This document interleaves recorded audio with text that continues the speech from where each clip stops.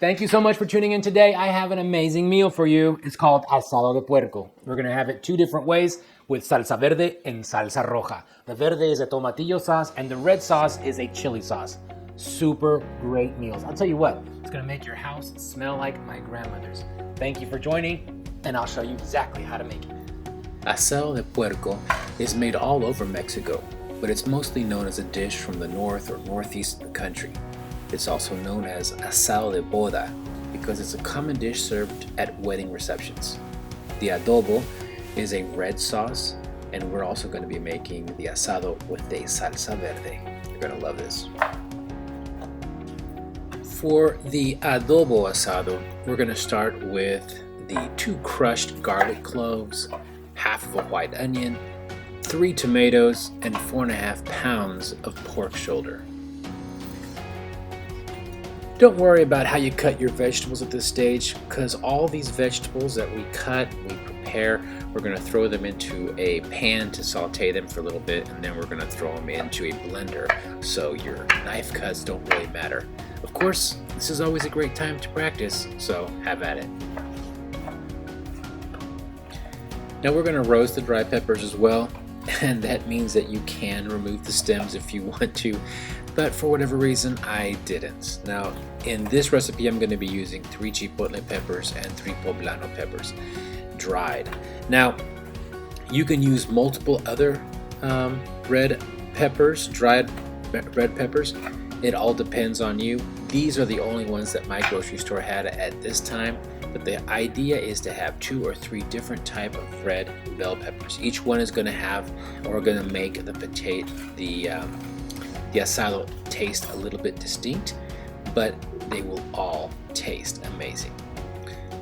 So my local grocery store sells the pork shoulder with a bone in it, and that's kind of weird. Now it means that I have to take the bone out. You gotta debone that pork shoulder, but you can ask the butcher to do it for you if you like. If not, just go ahead and do it yourself.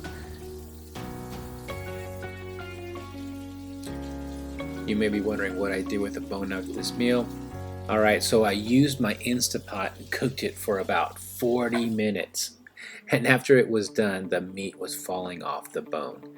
I removed the bone from the Instapot and I put 2 cups of rinsed rice into the Instapot and the pork drippings and made white rice with it. It was fantastic. And afterwards I took the bone and gave it to my dog Murphy. And he has never left my side since. Into a hot skillet, I placed the peppers and let them roast just a little bit. Now you have to be very careful during this stage. You have to watch them. If the chili peppers burn, it will give a bitter taste to the adobo sauce. So you gotta watch it. How do you know they're ready? They're ready when they start to puff up a little bit. When that's done, you're ready. Take them off and let them rest a little bit. Remove the peppers and place them into a plate off to one side. Add onions and tomatoes into the skillet. I like to add a little bit of butter here. I'm adding a tablespoon of salt and cumin and a good portion of brown pepper. That means about a half a teaspoon. After they begin to brown, you want to remove all veggies and set them aside for the blender. The chilies you will add to a pot of boiling water to rehydrate the peppers. And then after that you're going to put it into the blender with the rest of the vegetables. And at this time I added a serrano pepper because I just didn't think that the dried peppers were going to add enough heat to the final product. And I was right, the serrano pepper was a great idea. Now I'm trying to do all the cooking in one skillet. Contrary to popular belief, I do not like a lot of cleanup in the kitchen. In any case, I've added 2 heaping tablespoons of lard into my skillet, to which I'm going to add half of my pork meat, which is about 4.5 pounds.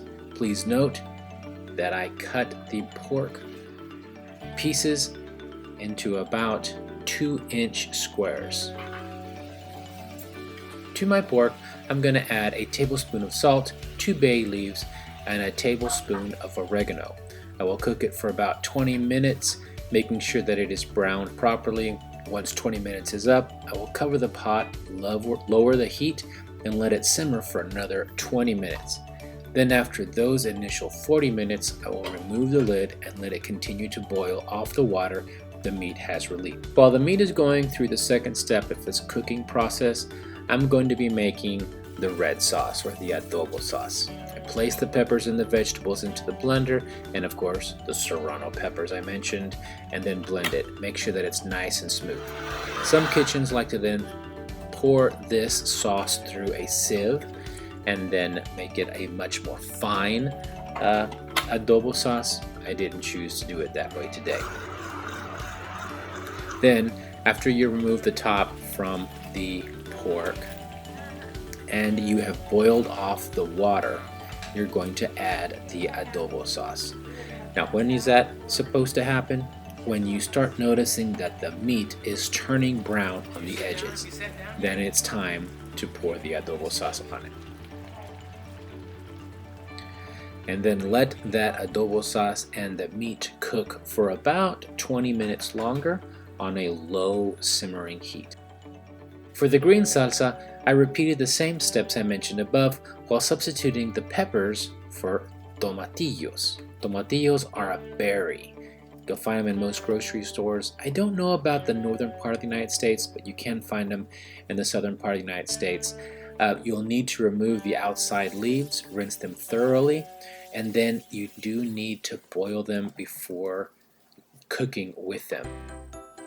Once they are boiled properly, and that means that it will start turning colors and becoming a little softer on the outside, then do the same process as with the chilies. Put them in the blender along with the onions and the tomatoes if you like, or just without the tomatoes and just the onions. It will taste amazing. You're going to love this.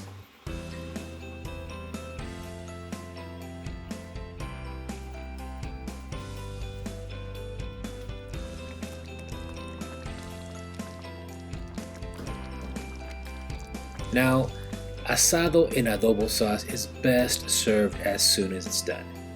It can be served later, sure, but when you're serving it later, it's because you didn't do it right.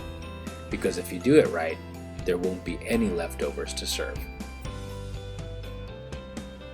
Okay, I have to be honest with you, the cooking of this took all day. It took us a long time, but I'm super excited about taking the bite. This rice I made with the drippings from the pork, so I used everything from it. Let's try the rice first. Very flavorful. Always try to use everything from your meal. Now with some of this green stuff, Salsa Verde.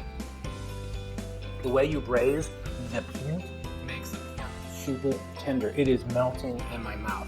And with the white rice, it's just one of those things that you want to eat over and over and over again. If you're noticing, I like to fill my mouth a lot too because this is really good. It reminds me of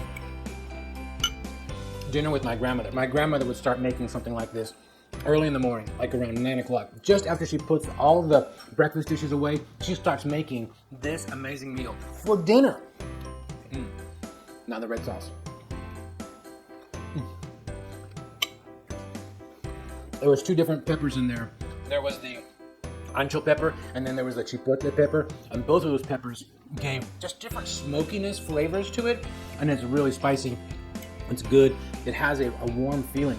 My wife was saying earlier that the smells in the house made her think of chili on a cold fall afternoon. Just one of those warm feelings.